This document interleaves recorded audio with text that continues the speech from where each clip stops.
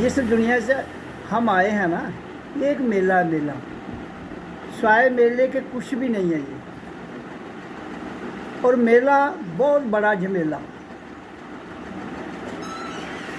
हमने बेसिकली धरती पर हर जीव आत्मा आई थी कि इस झमेले चा निकली हिंदी हो,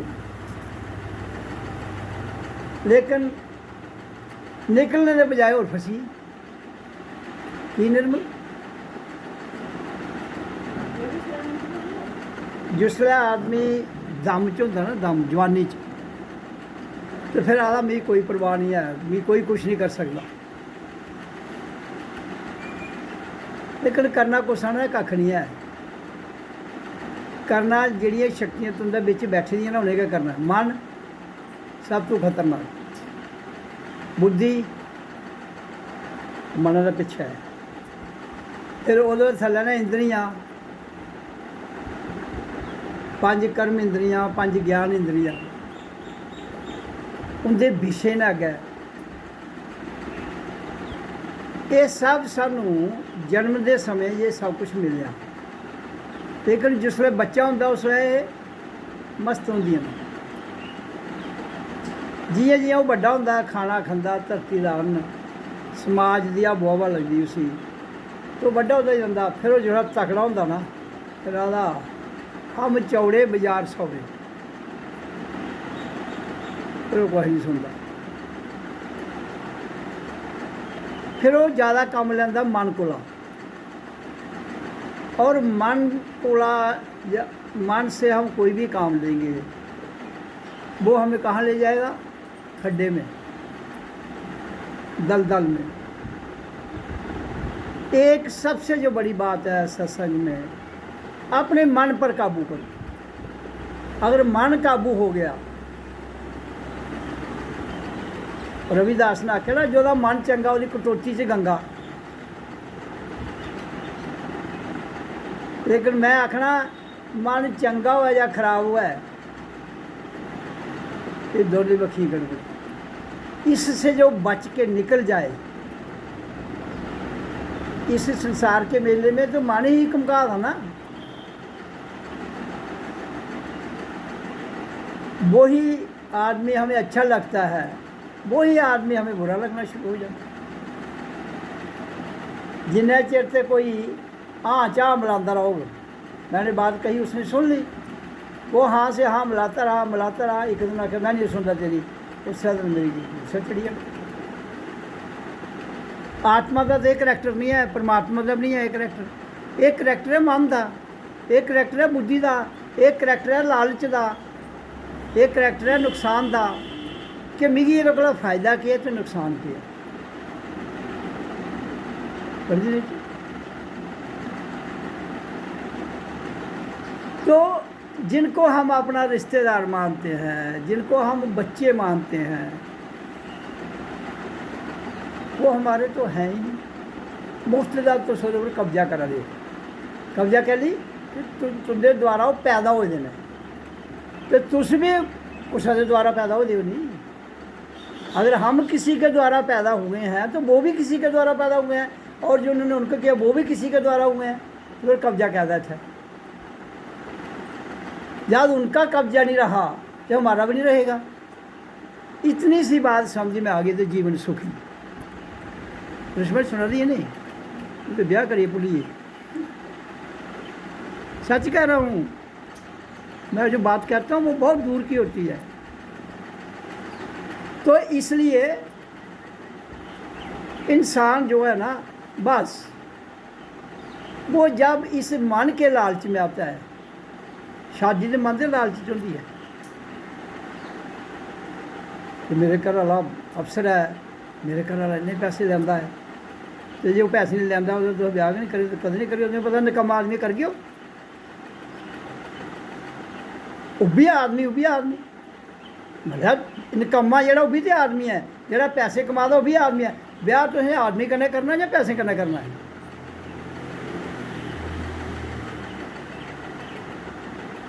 लेकिन हम निकम्मे आदमी को क्या करेंगे? दरकार, उसको दुत्कार देंगे। ये निकम्मा यार चलती।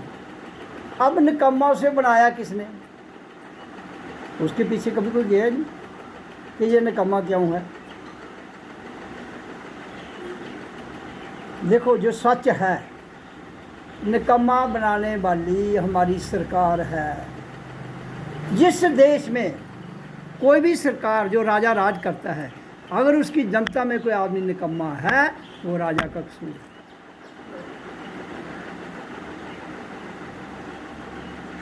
जैसे एक परिवार में जो घर के दो बड़े लोग होते हैं, अगर उनके बच्चे निकम्मे हैं तो कसूरवार वो हैं, बच्चे कसूरवार नहीं। क्योंकि बच्चों को जो चीज़ देनी चाहिए थी हमने वो दी ही नहीं। हर बच्चे का स्वभाव एक जैसा नहीं ना होगा। कुछ का स्वभाव शांत होता है, कुछ का स्वभाव स्ट्रांग होता है, उसका झगड़े वाला होता है, उसका और पंगे करने वाला होता है। अलग अलग जीव आत्माएँ अलग अलग जगह से आई हैं, उनके अपने एक करैक्टर हैं। कोई चोर है, जन्मते समय से चोर कोई नहीं था, चोर से बाद जो बड़ा हो उसका भी चोरी करेगा ना। तो वो करैक्टर उसका पुराना था, बचपन में तो डेवलप नहीं हुआ होता है। बचपन में सब कुछ शांत होता है। बच्चा जो माँ के गर्भ से बाहर आता है तो माँ उसको जब पालती है तो दूध पिला दिया, उसी थोड़े पिला दिया तू चोरी करेगा। जब माँ के अंदर चोरी का करैक्टर होगा, अगर माँ के अंदर नहीं होगा तो उस बच्चे की जो पुरानी जीव आत्मा है, क्योंकि माँ ने तो जीव को जन्म थोड़ा दिया, माँ ने तो दिया शरीर को जन्म, स्थूल शरीर को, स्थूल जीव को, लेकिन सिस्टम तो सूक्ष्म में रहेगा ना। स्थूल शरीर तो जला दिया जाता है, कोई दफना देता है, कोई जला देता है, तो असर किस में रहता है? सूक्ष्म में जो निकल जाता है। तो हमें सुख दुख कब तक होता है संसार में इंसान को? जब तक उसके अंदर जीवात्मा है। जीवात्मा है तो बीमारी भी लगेगी, जीवात्मा है तो सुख भी होगा, जीवात्मा है तो दुख भी होगा, जीव आत्मा है तो आनंद भी मिलेगा। जब जीव आत्मा निकल गई तो खोखा पेयर हो गया, चुकना को ना उस खोखेगी और कोई चुकने वाला हो। आपू तो 50 साल प्यारा सड़ी आग उन्हें तो नहीं लेना, उसी मुश्क भी नहीं आनी। तो इस वास्ते मेरा कहने का भाव ये है कि मन सब तो बड़ा पुआड़ा मन। अगर मन निकल जाए, ये निकलने वाली ताकत नहीं है, काल कभी नहीं निकलता है। मन और काल, मौत और मन दोनों पक्के दोस्त हैं। मौत और मन दोनों पक्के दोस्त हैं। और जो बुद्धि है वो हिंदी मास्टर है, बैठी हुई ऊपर। बुद्धि क्या है? मास्टर बैठी है इनके ऊपर, मन और इंद्रिय के ऊपर बुद्धि बैठी है।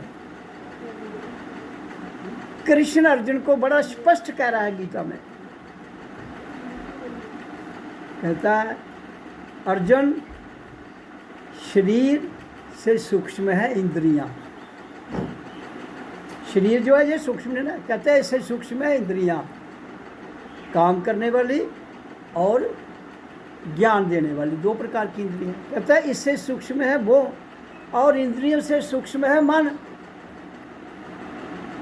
और मन से सूक्ष्म है बुद्धि, और बुद्धि से परे सूक्ष्म है आत्मा, जीवात्मा, और उससे परे सूक्ष्म है आत्मा, और आत्मा से परे है परमात्मा।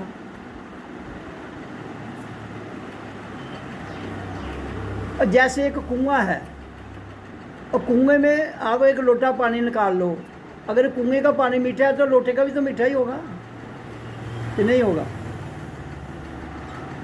इसलिए आत्मा एक विशाल समुद्र है।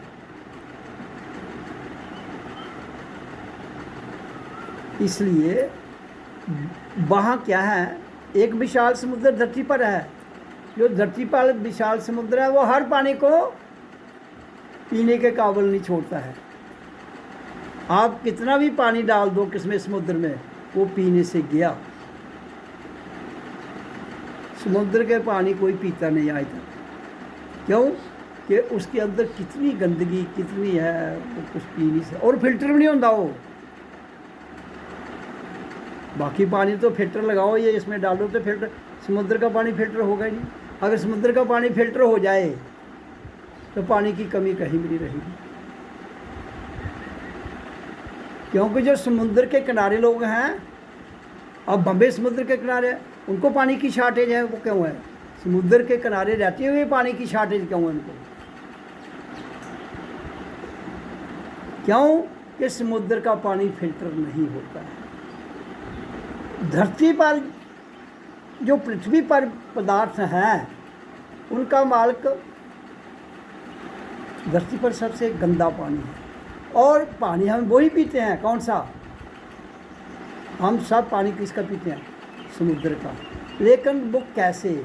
जब गर्मी लगती है तो वो भाप बनती है तो उड़ जाता है, मैल उधर ही छोड़ देता है। जैसे आप एक पतीले में पानी डालो, उसमें मिट्टी डाल दो और कुछ डाल दो, गर्म करते जाओ करते जाओ करते जाओ, एक समय आएगा वो सूख जाएगा, मिट्टी उधर ही रह जाएगी, और भी कोई गंदगी होगी उधर, तो वो भाप बन के उड़ जाएगा। क्यों उड़ जाएगा? क्योंकि भाप उड़ सकती है, मिट्टी की उड़ने की शक्ति है। क्योंकि वो हवा का रूप ले लेती है तो उड़ के ऊपर चली जाती है। जब वो ऊपर जाती है तो कहते हैं कि द हायर वी गो, मतलब जितना ऊंचा हम जाएं इतने ही ठंडक है ऊपर, और जितना नीचे जाए उतनी गर्मी है। ये कुदरत का निज़ाम है। तो फिर वो जो आबी बुखारा जो ऊपर जाते हैं, ऊपर जाकर वो जम जाते हैं, तो ऊपर ठंड है। जब वो ठंड जुड़ तो वो बूंदें बन जाएंगी, तो फिर वही बूंदें बारिश के रूप में नीचे आ जाएगी, और वो पानी शुद्ध होता है। वही पानी चश्मे में जाता है, वही पानी दरिया में जाता है, वही पानी कुएं में जाता है। जहाँ ज़मीन नरम होगी उसको ऑब्जर्व कर लेगी। आप पहाड़ होगा तो उस पर बर्फ़ पड़ेगी, अब पहाड़ों पर बर्फ़ पड़ती है, तो वहाँ से फिर वो जाओ गर्मियों में पिघलता है। यहाँ पहाड़ नरम होगा तो उसमें वो घुस जाएगा, वो आगे जाके दरिया बन जाएगा। जैसे गंगा है, ये सब दरिया कहाँ से आ रहे हैं?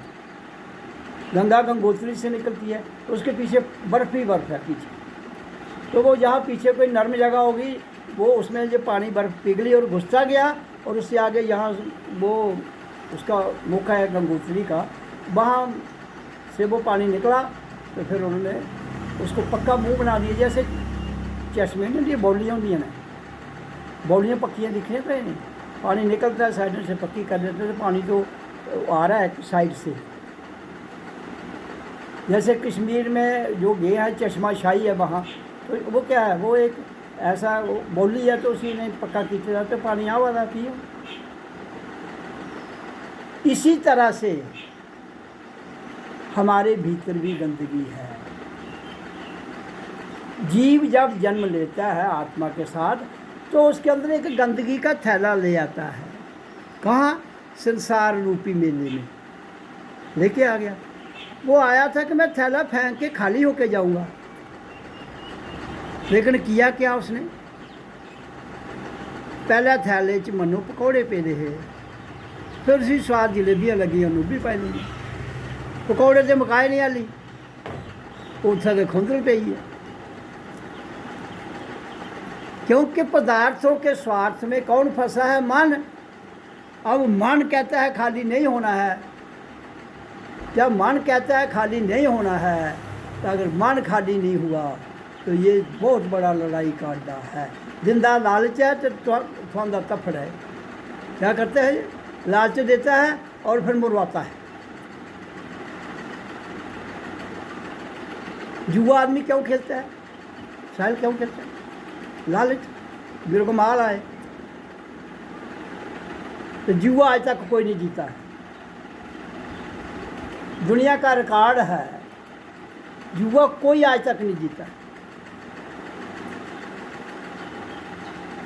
उसको मैं बताऊं, जुआ जीतने वाला भी और जुआ हारने वाला दोनों को हार्ट अटैक हो जाता है। कैसे? मान लो मैं अपने अनुभव की बात बता रहा हूँ, मैं लोगों की बात नहीं करता हूँ। जब कोई लगाता है पैसा कहीं, कहता मेरे को आएगा डबल, वहाँ चली जाता, तो जो दूआ भी ला दा उसी आता, एक जरा ला दा उधार आदा उसी वैसे परेशानी जो कोल याद है वो दुई बारी फिर समेत आवे, दुई बारी वो नहीं उसी आवा तो उत्थे घबराई जाता। मतलब दोए इस वास्ते जो महाभारत में जुआ दिखाया गया है वो बहुत बड़ा लेसन है लोगों के लिए, बहुत बड़ा लेसन। जी वैसे लाइफ तो जुआ है, लाइफ इज ए गैम्बल, लेकिन गैम्बल किसका है? लाइफ का गैम्बल है। तुम अपने आप को जानो, मन को छोड़ो, मन से आगे आओ, बुद्धि से आगे आओ, शरीर से आगे आओ, इंद्रियों से आगे आओ, और फिर उसके आगे जो जुआ खेलोगे उसमें कोई गम नहीं, वो नम है। उसके नीचे जो भी तुम काम करते हो वो जुआ है।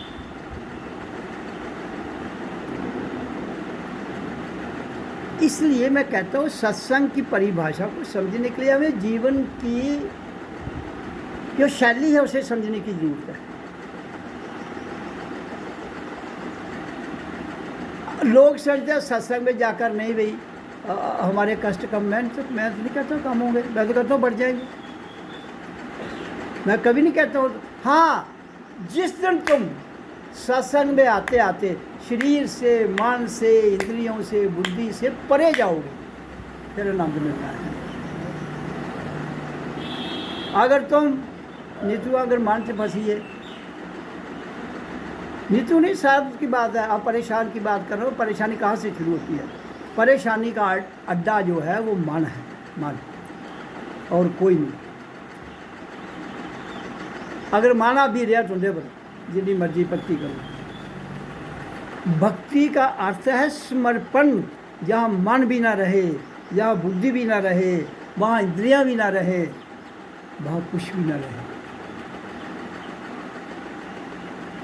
भक्ति का अर्थ ही समर्पण है। मेरा कुछ भी नहीं है, मेरा शरीर भी नहीं है, ये शरीर भी एक दिन छीना जाएगा।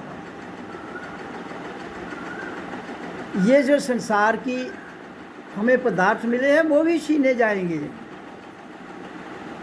लेकिन ये जानते हुए भी छीने जाएंगे। फिर भी माना दा प्रवाह नहीं कर, ये गल्लां नहीं सुनी लोगों ने, ये बेवकूफ बना दे सानू। माना दा बेवकूफ बना ले लोग नहीं सत्संग सुनाते, कथा सुनाते, आपू ये सब कुछ करते, सानू आखदे मन की बाहर कड्डो।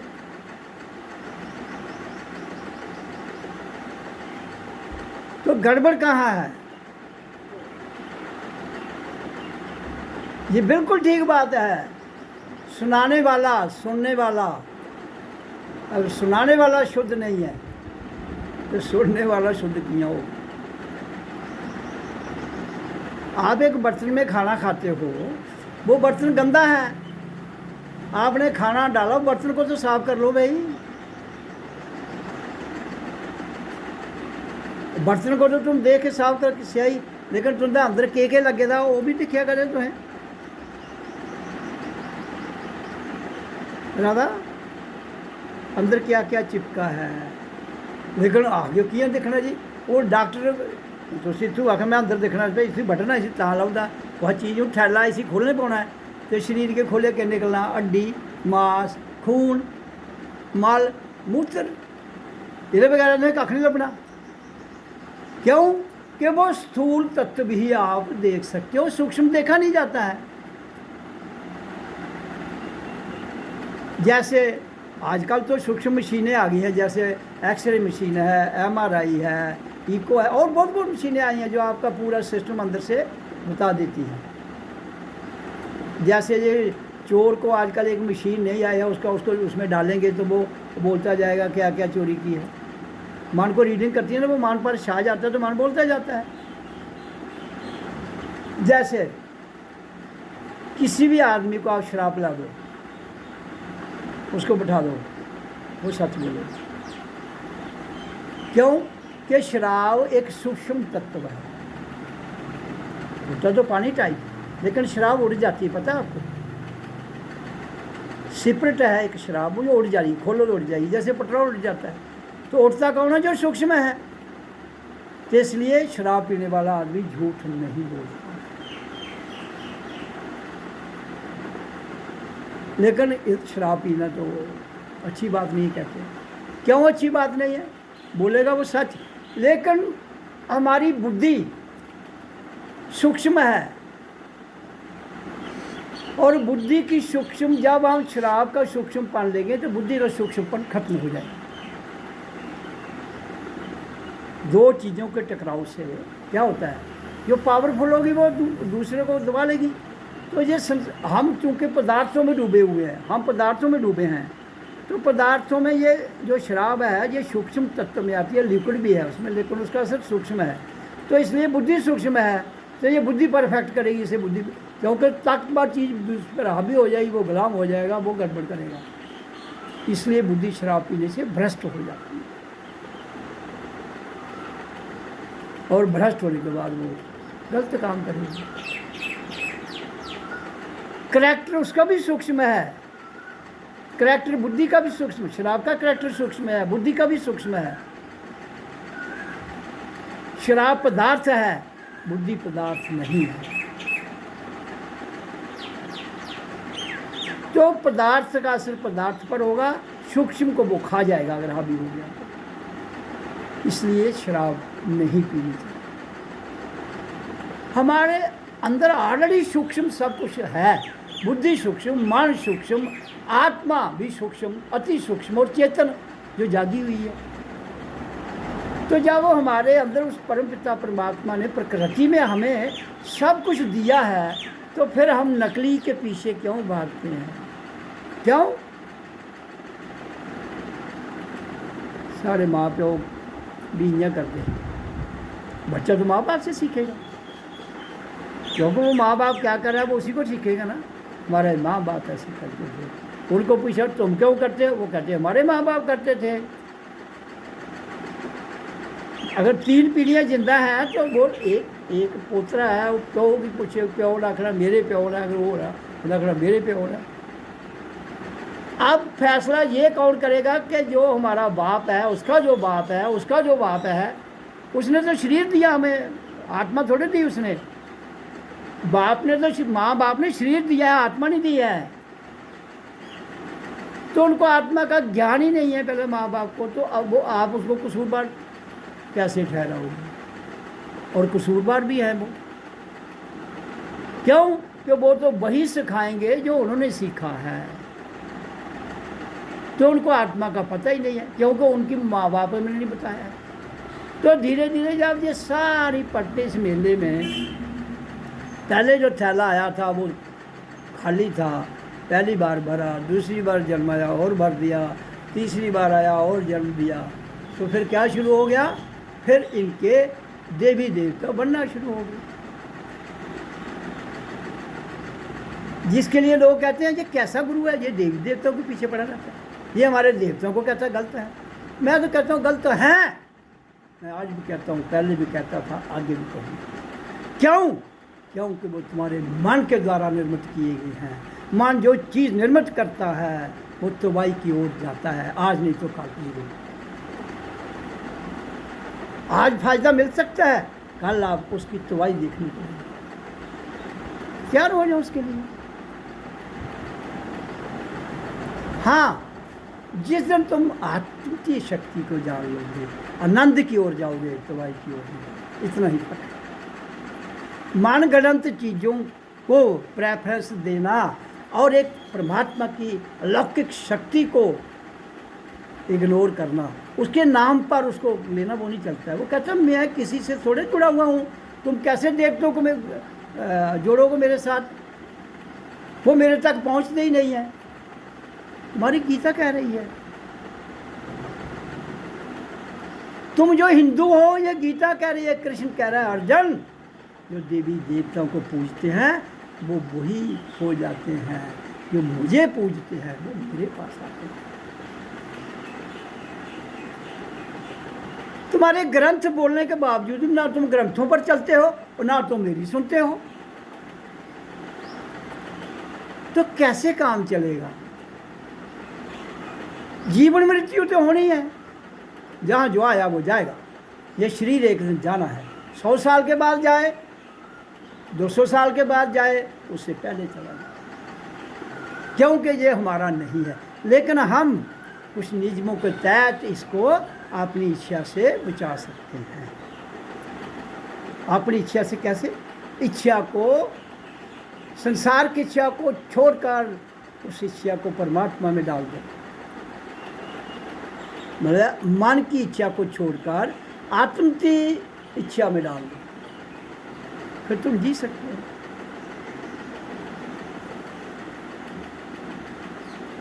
रास्ता तो कठिन है, आसान नहीं है, क्योंकि मैंने कहा ना इसमें दिक्कतें आएंगी। आप देवतों के गुलाम हो, उनको छोड़ना पड़ेगा, आपको डर लगेगा। तो डर में क्या होता है, कोई ना कोई गड़बड़ी होगी। जो डरते हैं ना उनको ज़्यादा गड़बड़ी होती है। कोई ना कोई गड़बड़ होगी, डरे जाता है, देवते ना करेगा, मैं तो गलती करी बड़ी, चंगा गुरु है, देवते छिड़काई है साढ़े, मैं तो खरा भला हाँ।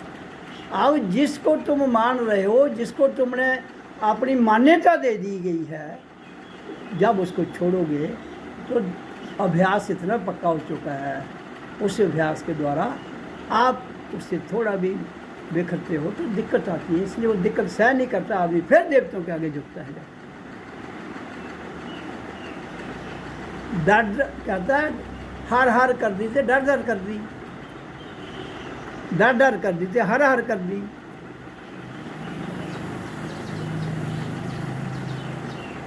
जो आदमी डरदा परमात्मा नाल लैंदा, हाँ भगवान बचा, ये होई है। तो आखदा तू पहले डर पैदा के लिए किया, नहीं करता तो मैं तो पहले भी तेरे चाहा, अज तो तू मिगी मत्थे लगा टेकन, मिगी बचा। मैं तो जदों तू पैदा होया उदों का तेरे च आई आ, उदों का तुगी बचा दा, लेकिन तू मिगी छड्डी है, कुछ होर बक्खी जा रहा है। तो तू कुछ होर बक्खी जा रहा है, और कन्नै भी चलिए दिखी लै किन्ना चलदा हो। अंततः आदमी जो है वो इसी उधेड़ बन में कि मैं इधर जा के इधर जा, इधर जा के इधर जा, ये सच है कि ये सच है। एक बात तो ये सच है, जीवन जन्म है तो मौत भी, ये सच है। और इस जन्म है तो मौत भी है, ये सच है। जिस दिन जन्म और मौत को एक ही सेलिब्रेशन करेंगे, जब बच्चा पैदा होता है ना, क्या कर दो, खुशियाँ होंगी नहीं वाले घर जाग तो ये उसी सगन देना, ये करो, ब्याह हुआ है। जो कोई मरता तो फिर रोंदे हो नहीं, क्यों? पैदा होने के वक्त तुम खुश होते हो, वही शरीर जब जाता है तुम दुखी होते हो। कहता है यहाँ ही तो सबसे बड़ी गड़बड़ है। अगर तुम पैदा होते खुश होते तो मरते हो कि उससे ज़्यादा खुश हो जाओ, इसलिए तुम खुश नहीं होते हो। क्यों? कि तुमने अपना जो थैला था वो तो खाली किया नहीं, थैले के और भर लिया, बोझ ज़्यादा हो गया। फिर वो कहते हो ये बोझ है,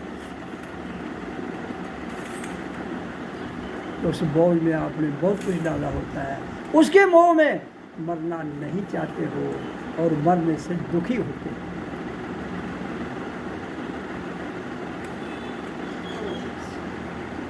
एक बार क्या हुआ,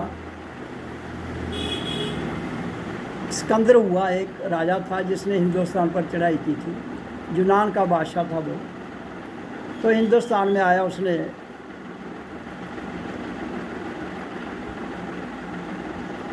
उसका एक लक्ष्य था कि मैं पूरी दुनिया को लूट के आनंद लूँगा। मेरी माँ ने आख्या कि तू आनंद आगा, माँ पूरी दौलत इकट्ठी करिए तेरे पैर रखिए तो अपना फिर ना मिला। बड़े इलाके में यूनान के बड़े शहर जिते जिते जिते फिर हिंदुस्तान की तरफ रुख किया। उन्हें दिन गड्डियां तो होंदियां नहीं, घोड़े हाथी इंदे पर समान, तो इंदे कन्नै गै युद्ध होंदे। चली पिया उन यात्रा चलते चलते अगे एक फकीर का स्थान आ, फकीर उत्थै अपनी झोपड़ी च रौंदा हा। ते गुजरते गुजरते फकीर जो उत्थै, तो उन्हें वो फौज के सिपा सलार है उन्होंने ये जाके आंखों के सिकंदरे आजम आ रहा है, मतलब उन्हें दहशत ही पूरी दुनिया। फकीर ने क्या, कौन सिकंदर आजम? क्या तुम सिकंदर को नहीं जानते हो? ना क्या, मैंने जानकर क्या करना उसको? कहता उसके दुनिया कांपती है, वो मार देता है। उसने कहा जो खुद मरा हुआ है वो मुझे मार देगा।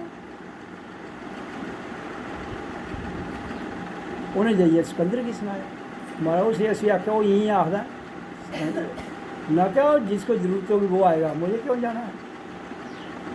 सिकंदरों जेडे राजे होते थोड़े इनकी बुद्धि से काम करती ना, ताइए राज कर देना जितते ने।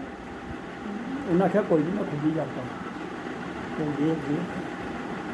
अगे वो अपनी कुल्ली जिथे झोपड़ी च रहा तो बाहर मैदान हा, तो मैदान च था वो लेटे दा नंग मनूंगा रेत ही वो पर मस्त। सुबह सुबह का सूरज निकला था, तो सूरज की रोशनी उस पर पवन। सिकंदर गया, उन्हें आख्या मैं सिकंदर, मैं अच्छा आप सिकंदर, नहीं तो फिर मुझे आशीर्वाद दो, मैं जा रहा हूँ हमला करने से, मार तो मुझे आनंद चाहिए। तो कैसे मिलता है? लेकिन वो कहता मिलता कैसे है? जैसे मैं इधर नंगा लेटा हूँ ना, तुम्हें अपनी वर्दी उतार के मेरे कने लेटी जा, तो मैदान पे मैं इधर नंगा लेटा हूँ, आनंद में लेटा हूँ, तुम्हें खोल वर्दी शर्दी तो लेटी जा, तो आनंद लगेगा, इससे कोई पैसा तो लगता नहीं। आख लगा नहीं, मैं उसले लगा जिसलै मैं पहले जाना है, मैं आशीर्वाद लैन आया, तू जित्तिया वापस आगा, वो पैसा जागा, फिर वो बाद आनंद जाना। उन्हें क्या भाग जा, वो आनंद नहीं मिलेगा। वो क्या नहीं मिलेगा? वो कहता मैंने कह लिया नहीं मिलेगा। तुम आने वाले आनंद को ढूंढ रहे हो, आनंद तो अभी है, कल पर थोड़ी आनंद। साह तुम इसलै लै दो, आनंद इसलै लभना, जो तुंदे साह मुक्की है फिर आनंद कैसे लभना? फिर तो पेरा टंच वो चली गया। दौलत हिंदुस्तान च उन्हें लूट पाट की, सिकंदर ने पोरस की बंदी बनाया, और फिर इतों जिन्हें भी राजे रुजे माल लुटिया, हाथियों को लुटी लटी है, सारा सोना सोना वापस। हूँ उस रस्ते फिर वापस हुए फकीर। जिथे फकीर रहा वह अगे एक छोटा जहा दरिया बगदा निका जहा, तो जो कोई स्थान हुआ जिथे गिरा, तो जो कोले लगा उसी याद आई जाती वो। वो पुजा दरिया का कंढे पुजा, तो फकीर की झोपड़ी इधर ही जिथे रेत मैदान है, तो सिकंदर की एकदम पेचस लगी, मरोड़ नहीं होंगे डोगरी की सियाल, उसी टट्टी लगना शुरू बना रही। हूँ राजा लोग जोड़े हमला कर जांगन, उन्हें अपने बड़े बड़े कीम कन्ने रखे। सुलेमान कीम होया उसलै, एक बहुत बड़ा सुलेमान कीम उस उन्होंने वो आखते इन्नी हारी दवाई दिंदा हा, पहले वो सही दिंदा, जिन्नियां मर्जी कोई टट्टी लगे इन्नी हारी देने कन्नै बंद होई। उस कीम ने उसने पूरी टेले लाई ली, वो दवाई दी, होर भी दी है, और वही टट्टियां लग गए, सिकंदर मर गया।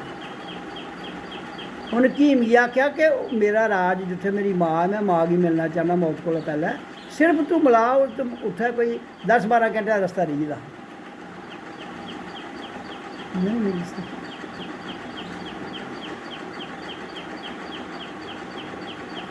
तो हम जो स्कीमें बनाते हैं,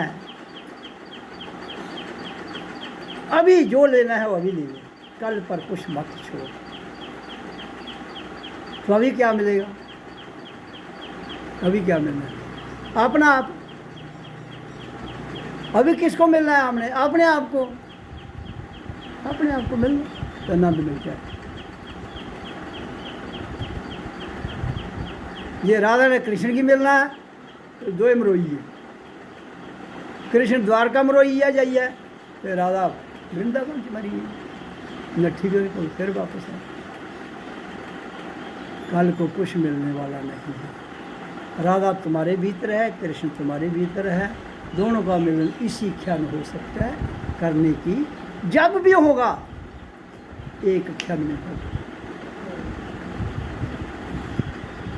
वो डिपेंड करता है आपके अंदर तड़प क्या है, आपकी चाहत क्या है, आपकी प्रबल इच्छा क्या है, आपकी भक्ति का समर्पण क्या है। तो वो तभी होगा जब हम मन से, बुद्धि से, शरीर से, इंद्रियों से परे जाएंगे। सत्संग का अर्थ ही यही है। पूरी गीता का ज्ञान और कृष्ण ने अर्जुन को इसी पर दिया है। अर्जुन आ मेरी ओर आ। कृष्ण का अर्थ है आत्मा। तो यहाँ तक है मन, इधर तक ये काल रूप में मार करता है, सूक्ष्म में। यहाँ तक स्थूल में मार करता है, इधर सूक्ष्म में मार करता है। इसके आगे इसकी यूरिडिक्शन है, इसके आगे आत्मा है, आनंद, इसके आगे आनंद है। तो ये यात्रा करोगे तो यहाँ पहुँच जाओगे, तो आनंद में जाओगे। आज इसी क्षण आती है तो तभी, और कल परसों, महीना, 2 महीने, साल, 10, वो आएगी उसी क्षण में ही आएगी जिस क्षण में तुम दोनों जुड़ जाओगे भीतर से। तो वो 24 घंटे में, दिन में एक बार तो मौका आना चाहिए। 24 घंटे में दिन में एक बार तो आ जाए। तो वो सत्संग का अर्थ है कि वो मौका जो 24 घंटे में एक बार आ जाए, वो लाया नहीं जाए, अपने आप आ जाए। उसको लाने की जरूरत नहीं है, अपने आप आए। अपने आप कैसे आता है? हम जब उच्चारण करते हैं, ध्यान लगाते हैं, उसमें आते हैं। अब हम उस बेस पर आ जाते हैं तो उच्चारण करने की। उच्चारण ध्यान मैंने बताया ना, जब तक हम बाहर की ध्वनि को, ओम तो हम बैकरी ध्वनि में बाहर कर रहे हैं, ये धीरे धीरे धीरे जब अंदर चली जाएगी, इसके ऊपर चली जाएगी, तो ये अंदर से स्वजम आएगी। जब ये स्वजम आती है तो आनंद मिलता है। ये है जीवन का रहस्य। बाकी ड्रामे जितने मर्जी कर रहा हो, उससे कुछ होने वाला नहीं।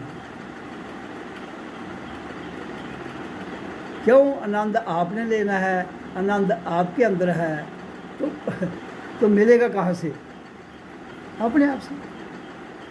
आप किसी और के पास ढूंढोगे, नहीं मिलेगा। और ध्यान की विधि के मुताबिक हम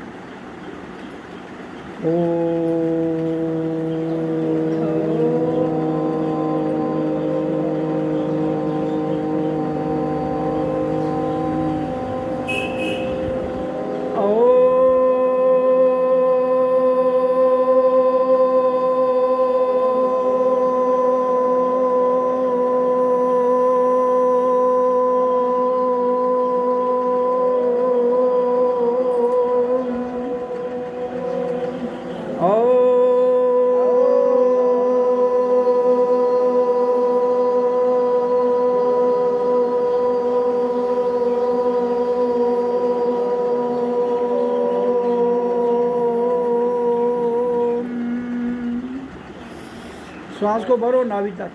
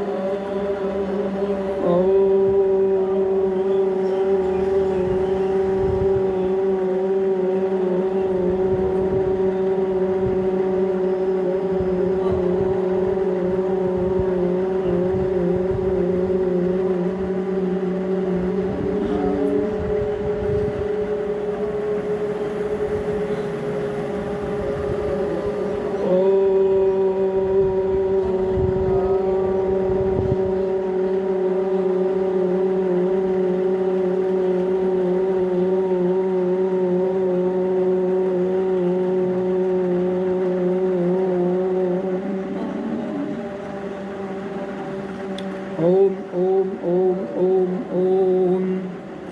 तो 5 मिनट उच्चारण कर लिया हमने। तो कोई भी ध्यान लगाने के लिए पहले 5 मिनट उच्चारण करना है। और अब आपको क्या करना है, ओम ओ सो ओ, इसके द्वारा करते हुए शांत श्वास भरना है और मैं हूँ में छोड़ देना। ये शांत और बैठ जाओ, शरीर को ढीला छोड़ दो, कोई तनाव मत रखो। मुंह में शांत ओ सो ओ श्वास भरो, फिर मैं हूँ में छोड़ दो। छोड़ना थोड़ा लंबा है।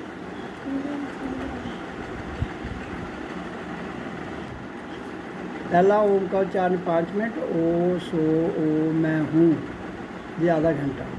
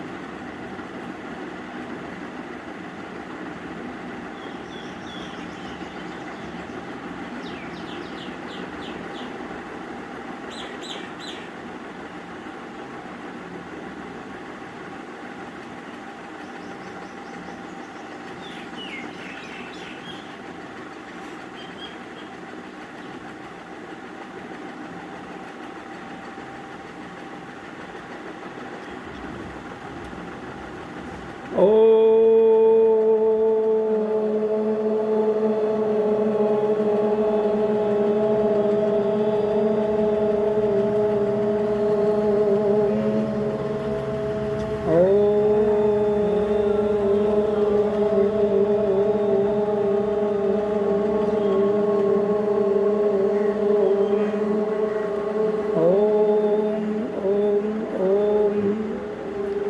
ध्यान की 2 विधियाँ संपन्न होती, अब तीसरी शुरू होगी। पहली 5 मिनट उच्चारण है, दूसरी ओ सो ओ मैं हूँ। आधा घंटा बोल, अब आधा घंटा बिल्कुल शांत रिलैक्स में बैठो, कुछ भी नहीं करना, सिर्फ श्वास आ रही है जा रही है उसे देखना है और ध्यान यहाँ, और बॉडी पर कोई तनाव नहीं, आनंद से बैठ जाओ। फिर अपने शरीर को इतना हल्का महसूस करोगे जैसे आप ऊपर को आनंद भाव में उड़ रहे हैं। तो आप इस विधि को लगाइए। इसमें कोई मंत्र, कोई शब्द, कोई नाम कुछ नहीं है, सिर्फ श्वास आ रही जा रही है, उसको देखना है।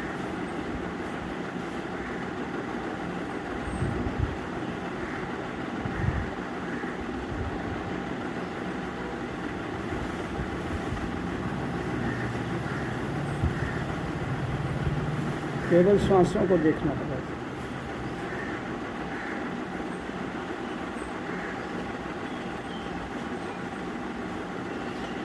और श्वासों में ही लीन होना है।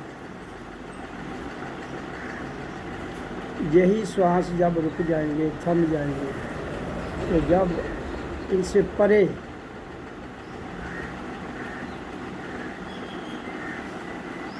आत्म की शक्ति है लौकिक, उसमें लीन होंगे तो नहीं।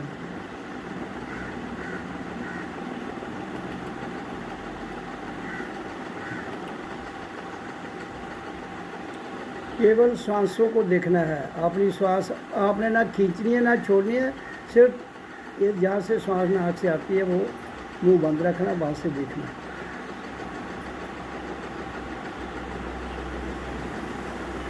और शरीर को ढीला छोड़ देना।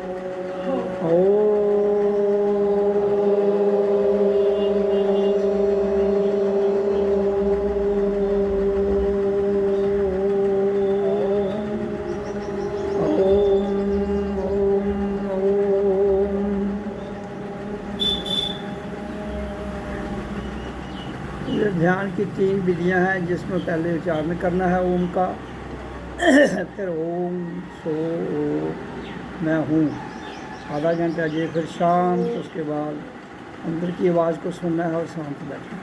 इस तरह से 1 घंटा 5 मिनट हो जाते हैं। तो जब हम रोज़ इसे करेंगे, सुबह शाम रात को कम से कम 3 बार, सुबह 3 और 5 के बीच में कीजिए, दोपहर को जैसे ही समय 1, 2, 3 जिस भी मिलता है वो कर लो, फिर रात को 9-10 बजे के बाद कर लो, जैसे सुविधा है। लेकिन सुबह का जो 3 और 5 के बीच में कर सकते हो, तो 3 8-8 घंटे के बाद 1-1 घंटा 5 मिनट करो, तो आपके जीवन में जितनी भी कष्ट है, आपके जीवन के जितनी भी दिक्कतें हैं, पहले तो वो आएंगी,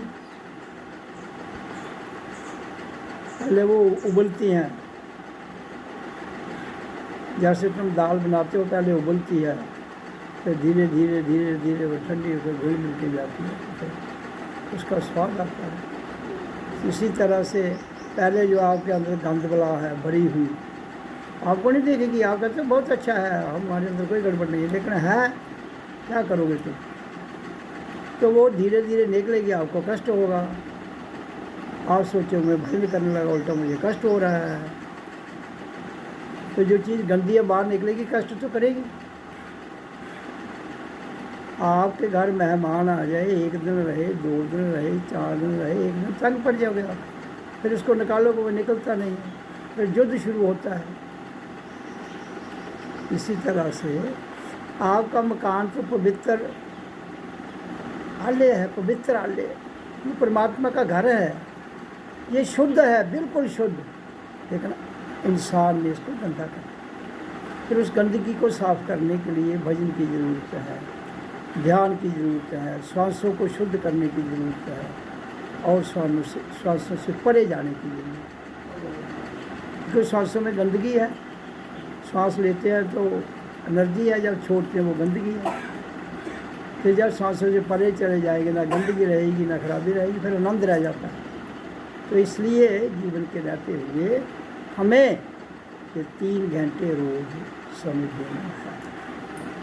1-1 घंटा 5 मिनट जिसमें उच्चारण होगा, आधा घंटा जो गुरु मंत्र है जो मैं बता रहा हूँ, ओ सो ओ मैं हूँ, ये शांत भाव में करना है, और तीसरा आधा घंटा केवल श्वास को देखना है, आ रही है जाती है, शांत रिलैक्स होकर। फिर धीरे धीरे धीरे आपका अभ्यास परिपक्व हो जाता है, जब तो क्या होता है, फिर आपके भीतर से सारे कष्ट, सारे दुख निवारण हो जाते हैं। उसके बाद आनंद आता है। तो कष्ट निवारण करने वाला गुरु आपके अंदर बैठा, दूसरा कोई आपका कष्ट निवारण नहीं करेगा। जिस दिन अपने गुरु से भीतर से जुड़ जाओगे, बिल्कुल सच्चे मन से, सच्चे धन से, सच्चे वाणी से, तो कष्ट खत्म हो जाएगा। लेकिन जब तक मैल है वो कहीं ना कहीं चुभती रहेगी, दिक्कत देती रहेगी। तो मैल मन में है, मैल बुद्धि में है, मैल शरीर में है, तो वो भजन के द्वारा ही निकलेगी। वो तरीका जो मैं बता रहा हूँ एक सरल है, और दुनिया का सबसे बढ़िया ये एक तरीका है, विधि है ना। तो इसलिए रोज़ करो,